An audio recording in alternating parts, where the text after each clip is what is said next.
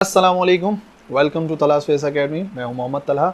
आज हम लोग कवर करने वाले हैं सेकेंड ईयर का लेक्चर और हमारा चैप्टर नंबर 14 कंटिन्यू है मैग्नेटिज्म एंड इलेक्ट्रोमैग्नेटिज्म। और आज हम लोग एक और बड़ा ही इंपॉर्टेंट टॉपिक कवर करने वाले हैं जो कि हमारे पिछले लेक्चर से समझ लो कनेक्टेड है, क्योंकि लास्ट लेक्चर के अंदर हम लोगों ने एम्पियर्स लॉ कवर किया था। अगर आपने नहीं देखी है वीडियो तो मैं उसका लेक्चर डाल दूंगा यहाँ आई बटन में, आप क्लिक करके उस वीडियो को देख लो। और अगर देखी भी है तो कोई प्रॉब्लम नहीं है, आप आज का लेक्चर समझ सकते हो। आज के इस लेक्चर के अंदर हम लोग कवर करने वाले हैं सोलेनॉइड का टॉपिक। और क्या करेंगे, हम ये देखेंगे कि सोलेनॉइड जो है वो क्या है, कैसे काम करती है, और फिर एम्पियर्स लॉ को अप्लाई करके फाइंड करेंगे उसकी magnetic field. So let's start.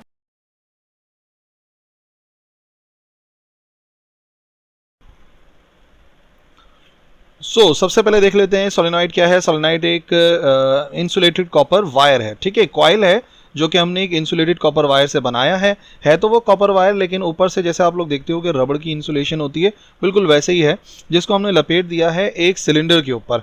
एक सिलेंडर के ऊपर हमने लपेटा, और जब हमने उसको लपेटा तो क्लोज टर्न्स दिए हमें काफ़ी ज़्यादा।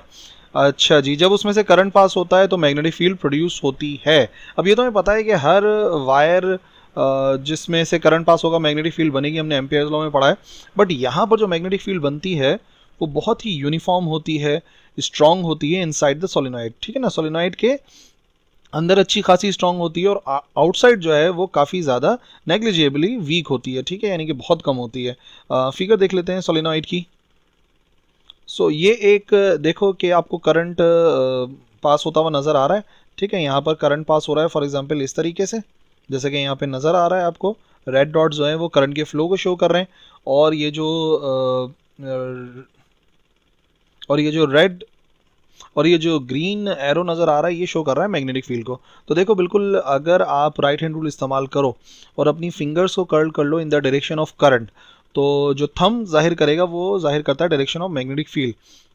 और यहाँ पर बिल्कुल ऐसे ही नज़र आ रहा है कि आप अगर देखो तो करंट पास हो रहा है, तो आप अपनी फिंगर्स को उसी डायरेक्शन में कर्ल करोगे, और जब आप अपने थंब को देखोगे तो वो नज़र आ जाएगा कि जो डायरेक्शन है मैग्नेटिक फील्ड की वो होगी कुछ इस तरीके से। और ये मैंने बता दिया कि अगर ये एक सोलेनॉइड है तो इनसाइड तो काफ़ी ज़्यादा स्ट्रांग होगी मैग्नेटिक फील्ड, और आउटसाइड काफ़ी ज़्यादा वीक होती है। तो हम क्या करने वाले हैं, एक्चुअली हम एक लॉन्ग करंट कैरिंग सोलेनॉइड की magnetic field of induction find करने वाले हैं with the help of Ampere's law, यही हमारा काम है। कंसिडर कर लेते हैं सबसे पहले एक सोलेनॉइड जिसमें से करंट पास हो रहा है आई, ठीक है, आई करंट पास हो रहा है।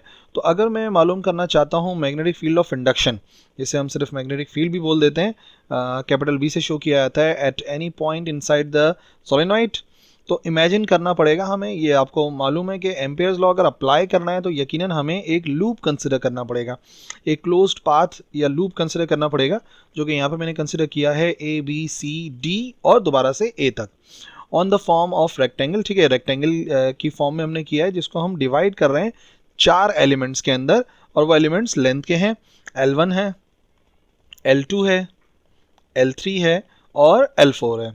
अच्छा जी, L1 जो है वो अलोंग द एक्सिस है इनसाइड द सोलेनॉइड, ठीक है, और L3 जो है वो काफ़ी ज़्यादा दूर है, जैसे कि फिगर में नज़र आएगा यहाँ पे देखो। तो देखो, ये एक्चुअली एक सोलेनॉइड है जिसमें जो डॉट्स हैं वो शो कर रहे हैं वायर के बाहर की तरफ आने को, ठीक है, और ये जो है वायर के अंदर की तरफ जाने को शो कर रहे हैं, यानी कि यहाँ से वायर बाहर की तरफ आ रहा होगा और इस तरीके से होगा। फिर सोलेनॉइड में जाहिर सी बात है वायर होते हैं, तो वो यहाँ से यहाँ नज़र आएगा।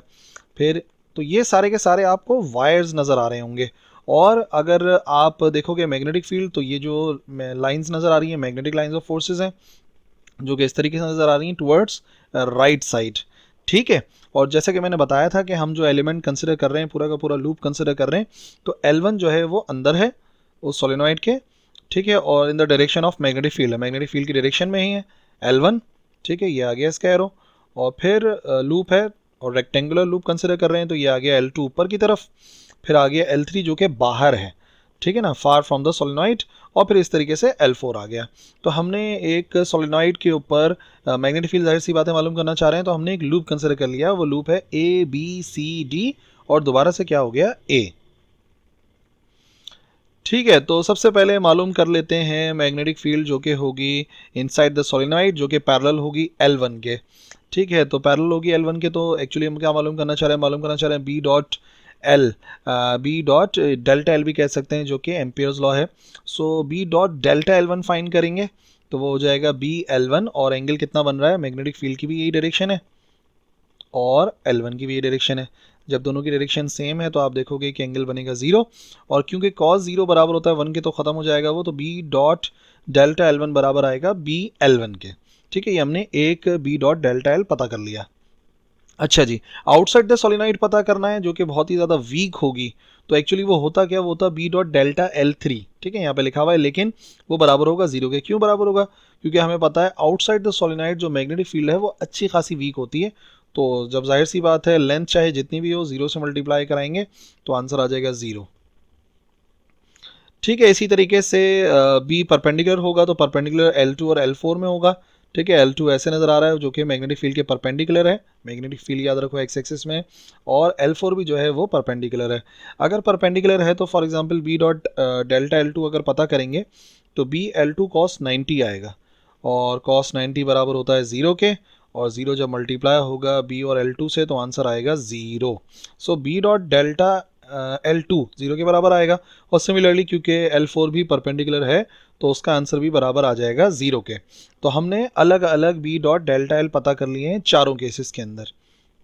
अब क्या करेंगे, सम मालूम करना होगा, एम्पियर्स लॉ अप्लाई करना है, तो इन सब डॉट प्रोडक्ट्स का सम पता करना पड़ेगा, यानी कि B dot delta L one B plus B dot delta L two B dot delta L three plus B dot delta L four. तो बाकी तो सब जीरो हैं, ये B dot delta L one बराबर आया था बी एल वन के, तो हमारा आंसर भी आ जाएगा बी डॉट डेल्टा एल, यानी कि टोटल जो डॉट प्रोडक्ट्स हैं उनका सम आ जाएगा बी एल वन, और ये हो गई हमारी इक्वेशन नंबर 1। अच्छा, but according to Ampere's circuital law अगर अप्लाई करें तो वो होता है B dot delta L is equal to mu naught times current enclosed by the loop. उस लूप के अंदर कितना करंट इनक्लोज है, अच्छा कितना है वही पता कर लेते हैं। कंसिडर करते हैं if there are N number of turns per unit length. ठीक है, स्मॉल एन लिखा हुआ है, ये स्मॉल एन जो है वो क्या है, नंबर ऑफ टर्न्स है per unit length of the solenoid, और हर एक टर्न जो है वो कैरी कर रहा है करंट आई है। देखो अगर आई करंट फ्लो कर रहा था, जाहिर सी बात है हर लूप से हर टर्न से आई करंट फ्लो करेगा, तो जो current enclose by the loop A B C D A will be N L one I. अच्छा, ये कैसे हुआ इसको मैं समझाता हूँ। देखो बात यह है कि स्मॉल एन क्या है, स्मॉल एन है number of turns per unit length, तो लेट से टोटल नंबर ऑफ टर्न्स जो है वो कैपिटल एन है। ठीक है, और अगर मैं इसको डिवाइड करा दूँ जितनी लूप पर हम काम कर रहे हैं, और हम कितने लूप पर काम कर रहे हैं, हम लूप पर काम कर रहे हैं L1 के ऊपर, तो ये जो स्मॉल एन है जिसे हम कह रहे हैं number of turns per unit length, यानी कि स्मॉल एन वो हो जाएगा नंबर ऑफ टर्न्स यानी कि total number of turns capital N, और divide by L1 length of the solenoid. So अगर मुझे एन की वैल्यू चाहिए तो वो आ जाएगा small N multiply by L1। ठीक है, कितना करंट फ्लो कर रहा है, अगर हम कंसिडर कर रहे हैं कि हर एक टर्न से आई करंट फ्लो कर रहा है, तो इसका मतलब टोटल जो करंट फ्लो कर रहा होगा, जो करंट इनक्लोज होगा वो होगा कितना, वो होगा कैपिटल एन इंटू आई। अगर हर एक लूप से आई करंट फ्लो कर रहा है तो ये हो जाएगा कैपिटल एन इंटू आई। और अभी हम फिलहाल क्या करने वाले हैं, हम इस कैपिटल एन के जगह पर क्या पुट कर देंगे, small N multiply by L1 जो कि यहाँ पे लिखा हुआ है। तो टोटल करंट कितना हो जाएगा, टोटल करंट हो जाएगा कैपिटल एन की जगह पे उसकी वैल्यू, क्या वैल्यू है इसकी, उसकी वैल्यू है स्मॉल एन L1। ठीक है, और L1 के बाद यहाँ पर डायरेक्ट वैल्यू किसकी आ जाएगी, यहाँ पे वैल्यू आ जाएगी डायरेक्ट आई की, तो एन L1 आई आ जाएगा। देन हम कैसे लिख सकते हैं, हम लिख सकते हैं mu naught into N L1 आई।